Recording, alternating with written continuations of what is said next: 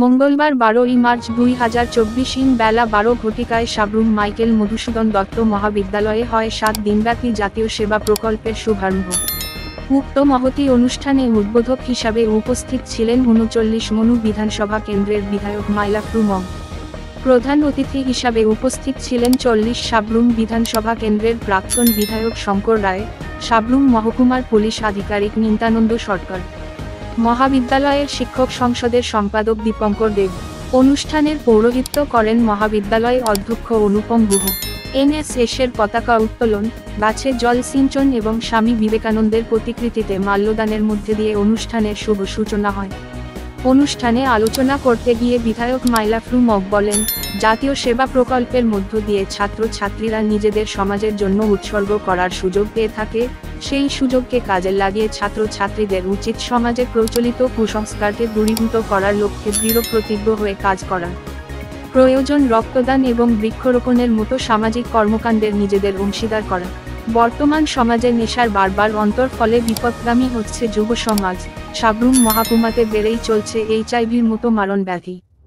ছাত্রদের দরকার এ সমস্ত বিষয়ের উপর যুব সমাজকে অধিকতর সচেতন করা। সাবরুম মহকুমা পুলিশ আধিকারিক নিত্যানন্দ সরকার তার বক্তব্যে ছাত্রছাত্রীদেরকে সড়ক সুরক্ষা সংক্রান্ত বিষয়ে জনগণকে সচেতন করার জন্য পদক্ষেপ নেওয়ার আহ্বান জানান।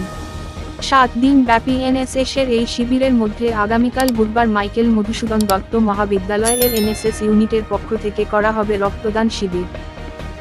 যে আমরা সেবামূলক যে কাজগুলি সেইগুলি আজকে শুধু আপনারা এখানে 7 দিন ব্যাপী বিভিন্ন কার্যক্রম আমাদের যেটা কার্য বা পদ্ধতি বা কর্মসূচি হিসাবে আপনারা কাজ করে থাকেন, সেটা বাধ্যতা।